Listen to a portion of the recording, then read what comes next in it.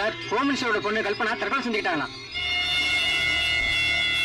பாத்தீங்களா? அந்த பொண்ணு விஷயம் எனக்கு ஒரு வாரத்துக்கு முந்தைய தெரிஞ்சது. எவனையும் நம்பினா மோசம் போயிட்டா. இந்த கல்யாணம் நின்னு போகணும். ஆனா அவ ஆத்மா சாந்தி அடையிற கல்யாணங்கிறதுனால நடக்குது. அவ ஆத்ம சாந்திக்காக நாமெல்லாம் கொஞ்ச நேரம் மௌனமா இருந்ததுக்கு அப்புறம் இந்த கல்யாணம் நடக்கும்.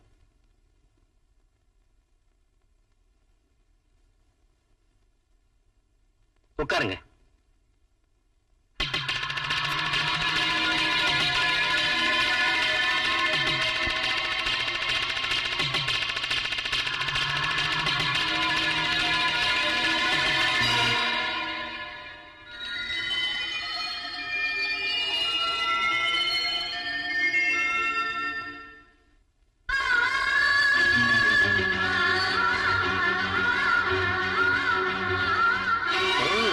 நல்ல சமயத்துல வந்த.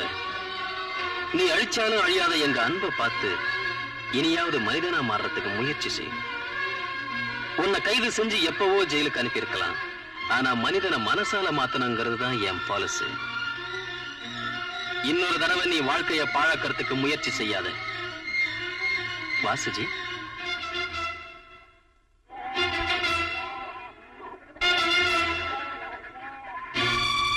ஏன் அப்படி பாக்குறீங்க?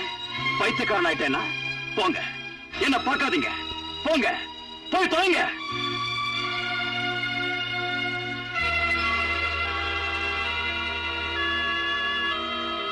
நீ மனுஷனா மாறுறதுக்கு எதையெல்லாம் வேண்டான்னு சொன்னனோ வேற வழி இல்லாம அதையே கொண்டாந்து தர்றது தப்பு இல்லடா ராசா.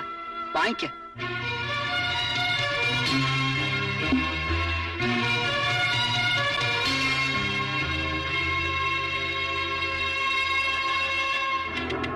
அவங்க பைத்தியக்காரனா கத்திக்கிட்டு இருக்கான். நீ இவ்வளவு ஈஸியா இந்த கல்யாணத்துக்கு ஒத்துக்குவே நான் நினைக்கவே இல்லை சுஜி. அந்த காலத்துல இருந்து இந்த காலம் வரைக்கும் பெண்களை ஏமாத்துறது எவ்வளவு ஈஸி. ஓ எக்ஸ்கியூஸ் மீ, என் வைஃப் கிட்ட பேசிட்டு வரேன். என்னமோ ஒரு பொண்ணுக்கு கல்யாணம், அதுக்கப்புறம் முதலிரவு, ஏதோ இனிய உறவுங்கிறாங்க. இப்ப ஓ முதலிரவு எவ்வளவு வேதனையோட இருக்கு பாத்தியா? கட்டிக்கிட்ட புருஷன் உன்னோட அனுபவிக்க வேண்டிய சுகத்தை ஓ முன்னாலேயே இன்னொருத்தியோட அனுபவிக்கிறத கண்டு உனக்கு எவ்வளவு இதய வேதனையா இருக்கு பாத்தியா? எனக்கு தெரியும் என்கிட்ட உனக்கு இஷ்டம் இல்லை, அதனால நீ என்ன மதிக்கவே மாட்ட. ஆனா நான் உன்னை அவமதிக்கிறதுக்காக கட்டிக்கிட்டேன், உன் ஆஸ்திக்காக கட்டிக்கிட்டேன், உன்னை என்கிட்ட வச்சுக்கிட்டு என் அரசியல் செல்வாக்க அதிகமாக்கிக்க கட்டிக்கிட்டேன். இந்த நாட்டுல நான் ஒரு பெரிய மனுஷனா பேர் எடுக்கிறதுக்கு பப்ளிசிட்டிக்காக கட்டிக்கிட்டேன். நான் சொல்றத கவனமா கேளு. நீ என்ன செய்வியோ ஏது செய்வியோ எனக்கு தெரியாது.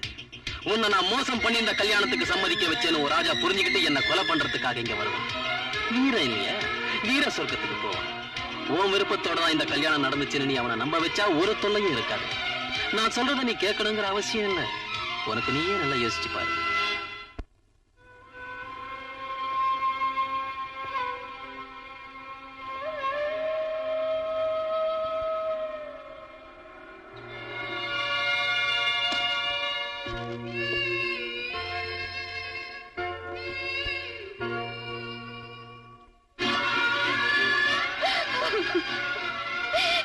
என்ன மோசம் பண்ணி பலவந்தமா கல்யாணம் பண்ணிக்கிட்டா. என் வாழ்க்கையே வீடா போயிடுச்சு. இந்த நிலைமையில ஒன்ன தவிர எனக்கு வேற கதை இல்ல. நீ இல்லாம எனக்கு வாழ்வே இல்லை.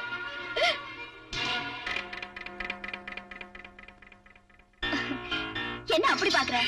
உனக்காக சேரிக்கு போன, நீ இங்க இருக்கேன்னு தெரிஞ்சு வந்த. கடவுளை அடியோட வெறுக்கிறவன் நீ கடவுளை வணங்கறதுக்கு வந்திருக்கியா? பக்தி வந்துருச்சா? இல்ல, என்ன சுத்தி என்ன நடக்குதுன்னு தெரியாத குழப்பம். இன்னும் தெரியலையா? நான் உங்ககிட்ட வர வேண்டிய அவசியம் இல்லைன்னு வச்சுக்க. டிக்கெட் வாங்கி சர்க்கஸ்க்கு போய் அங்க இருக்கிற விலங்குகளை பார்க்கலாம். ஆனா கூட்டுல இல்லாத விலங்கு கிட்ட வந்து பார்க்க முடியுமா? ஆனா ஒன்ன பார்க்கணும்னு எனக்கு தோணுச்சு. உனக்கு உண்மையை சொல்லி தெளிவாக்கி அன்னைக்கு நான் ஆடின ஆட்டத்துக்கு விளக்கம் கொடுக்கறதுக்காக உன்னை தேடி வந்த. That's all. உங்க அறிவாற்றலை பயன்படுத்தி இப்ப நீங்க சொன்ன வார்த்தைக்கு அர்த்தம் என்னன்னு ஒரு வார்த்தையில சொல்றீங்களா? நீ என்ன கடத்தினதுக்காக நான் கொடுத்த பலமான அடி. இன்னொரு வார்த்தை சொல்லட்டா? அது கோவிந்து நானும் சேர்ந்து ஆடின நாடகம். இன்னும் விளக்கம் சொல்லணும். நீ ஒண்ணும் பேச வேண்டாம். நான் கேட்கறதுக்கு பதில் சொன்னா போதும். எல்லாம் ஓ விருப்பத்தோட தான் நடந்துச்சா? ஆமா. அப்ப நம்ம கல்யாணம் விளையாட்டா எத்தனையோ நினைக்கிறோம், அதெல்லாம் உண்மையாயிடுதா? தமாஷ். தமாஷா? இதெல்லாம் தமாஷா சுஜி, இது தமாஷா. சரி, ஒண்ணு வருத்தப்படாத. உனக்கு என்ன உதவி வேணாலும் என்கிட்ட சொல்லு. என் வீட்டுக்கார்ட்ட சொல்லி செய்ய சொல்ற. ஒருவேளை நீ ஏதாவது கேஸ்ல சிக்கினாலும் சரி, எனக்கு சொல்லி அனுப்பு. நான் வந்து உனக்கு ஜாமீன் வாங்கி தரேன். என் முகத்தை பார்த்து சொல்லு. நீ பேசுறதெல்லாம் உண்மையா? ஏன் சுஜாதாவா பேசுறது? என்கிட்ட நாடகம் ஆடுறியா சுஜி? நீ சரியா புரிஞ்சுக்கிட்டாலும் தப்பா புரிஞ்சுக்கிட்டாலும் நான் கேட்கிற கடைசி வார்த்தை இது. சொல்லு சொல்லு. என்ன இது கலாட்டா? என் மேல கை வைக்கிறியா? நீ செஞ்ச வேலைக்கு உன் பல்ல உடைச்சிருக்கணும். உன்ன மாதிரி அயோக்கியம் கிட்ட மனித தன்மையோட பேசி அனுதாபம் காட்டுறது ஏன் தப்புதான்? பெரிய மனித தன்மை. மனிதர்களை கொலை பண்ணி சமாதி கட்டி அந்த சமாதிக்கு வர்ணம் பூசி மாலை போட்ட மாதிரி இருக்கு நீ என்கிட்ட காட்டுற அனுதாபம். உன்ன மாதிரி கோடி பேர் மோசம் பண்ணாலோ இல்லைன்னாலோ நான் அதை லட்சியம் செய்யல. என் பாதையை விட்டு உன் பாதைக்கு வந்ததுனால இப்படி ஆத்திரமாவது வருது. ஆனா என் கடந்த கால வாழ்க்கை கதவை திறக்க இதெல்லாம் எனக்கு உதவுது. எவனா இருந்தாலும் என் காலடிக்கு வரணும் தவிர நான் எவன்கிட்டையும் போறவன் இல்ல. போயிடு. இல்லாட்டி போனா எந்த நிமிஷம் என்ன செய்வேனோ, எந்த அளவுக்கு மாறி போவேனோ, வெடிக்கிற என் மனசு எந்த விஸ்வரூபம் எடுக்குமோ எனக்கே தெரியாது. அதுதான் எனக்கும் வேண்டியது. இந்த விஸ்வரூபங்கள் இந்த அட்டகாசங்களோட மறுபடியும் என்ன அடைய முயற்சிக்கிறத விட்டுணும்னு சொல்றதுக்கு தான் வந்தேன். இப்ப நான் கோடீஸ்வரனோட பொண்ணு மட்டும் இல்ல, கொடி பறக்கிற அரசியல் தலைவன் மனைவி கூட. இப்ப நான் அனுபவிக்கிற சந்தோஷம் நீ அளக்க முடியாதது, நான் விளக்க முடியாதது. நம்ம ரெண்டு பேருக்கு இடையில நடந்தத ஒரு பாழங்கனவா மறந்து போயிடு. மறந்து போகாம இருக்கிறதுக்கு இது என்ன நாற்காலிக்கு கட்டின சமாதியா, மும்தாஸுக்கு கட்டின தாஜ்மஹாலா? இதெல்லாம் நீ சொன்ன கதைதான். நீ சொன்ன கதையை நீயே தப்புன்னு நிரூபிச்சுட்ட. நடந்தது மறந்துட்டு ஆரம்ப இடத்துக்கே புறப்படுற. என்ன ஏமாத்தி மோசம் பண்ணவும் காதலுக்கு சமாதி கட்டுற. என்னடா பாக்குறீங்க திருட்டு பசங்க?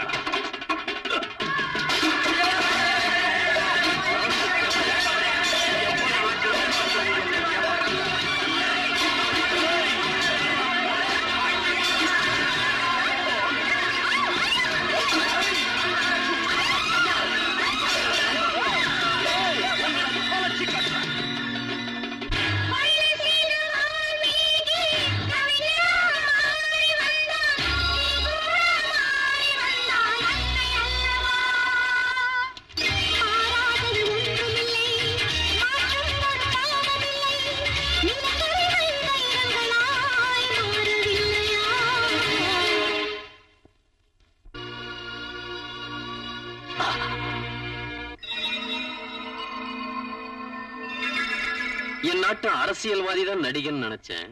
உன் நாட்டம் பெண் கூட இந்த நாடகம் ஆடுவாளா? மொத்தத்துல முட்டாளாக்கிட்ட. பாய்சன்.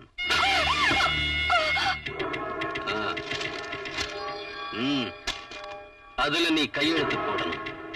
இல்ல இப்பவே டிஐஜிக்கு போன் பண்றேன். அந்த ராஜாவை ஷூட் அட் சைட் ஆர்டர்ல சுட வைக்கிறேன். போடு.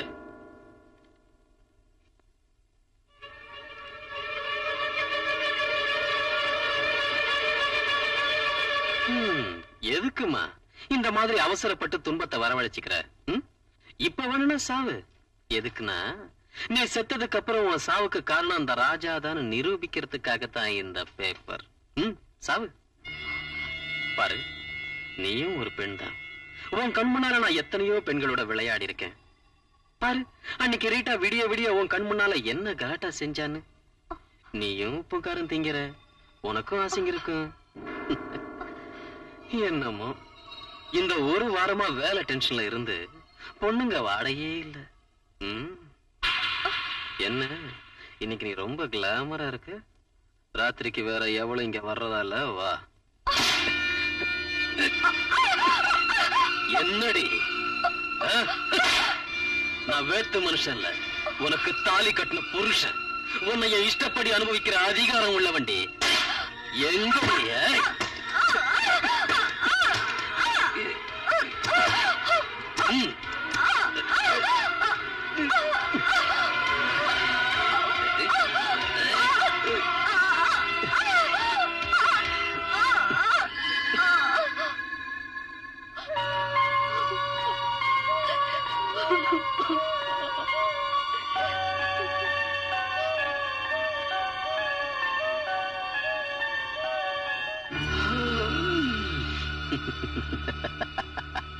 நம்ம காதல் இப்பதான் கணிஞ்சது. உன் மேல இருந்த மோகம் தீர்ந்து போச்சு. ஓ சாரி. உனக்கு பேமெண்ட் கொடுக்காம போறேன் பாத்தியா? இதோ 1000 ரூபாய் எடுத்துக்க. நான் இன்னொரு வாட்டி இப்படி செஞ்சா இதை விட 2 மடங்கு தரேன். சரிதானா? நான் ரொம்ப பிராட் மைண்ட் உள்ளவன். நீ யாரோட எங்க சுத்தினாலும் என்ன செஞ்சாலும் எனக்கு ஒண்ணும் இல்ல. ஒரு ராஜா ராஸ்கரை தவிர ஏன்னா நான் பதவியில இருக்கேன் இல்லையா, அதனால யாருக்கும் தெரியாம ரகசியமா